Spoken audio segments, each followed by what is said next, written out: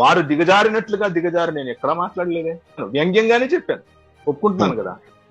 దానికి కారణం ఏంటి అని అంటే, నోరు అదుపులో పెట్టుకోకపోతే అదే రివర్స్ వస్తుంది కదా.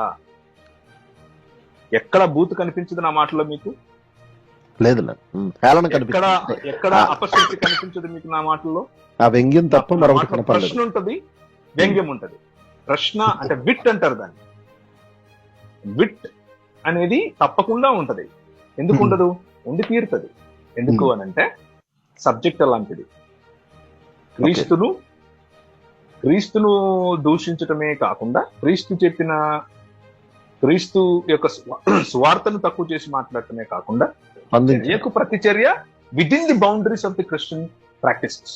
నేను ఎక్కడ కూడా నా మాటల్లో గాని, నా చర్యల్లో గాని, నా చేష్టల్లో గాని ఆ వ్యక్తిని దూషించలేదే, తులనాడలేదే. ఏ వ్యక్తిని దూషించలేదు, ఏ వ్యక్తిని తులనాడలేదే. ప్రశ్నించాను, వ్యంగ్యాస్త్రం వేశాను. అది తప్ప? వ్యంగ్యంగా ప్రశ్న అడిగితే తప్పు అని అంటే చూసేవారు తెలుసుకుంటారు కదా.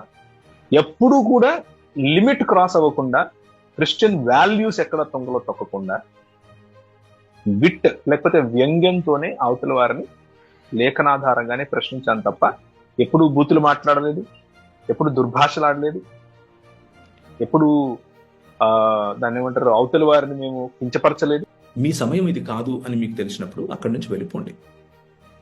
మీరు ఆ వ్యక్తితో తిరిగి ప్రశ్నించగలరు అని అనుకున్నప్పుడు ప్రశ్నించండి, తప్పేమీ లేదు. కానీ ఏం చేసినా కానీ ప్రేమగా చేయండి. అవతల వ్యక్తిని సంపాదించుకోవడం కోసం చేయండి. ఈరోజు చాలా చాలా ఒక రకంగా డిస్టర్బింగ్ పని ఏంటంటే,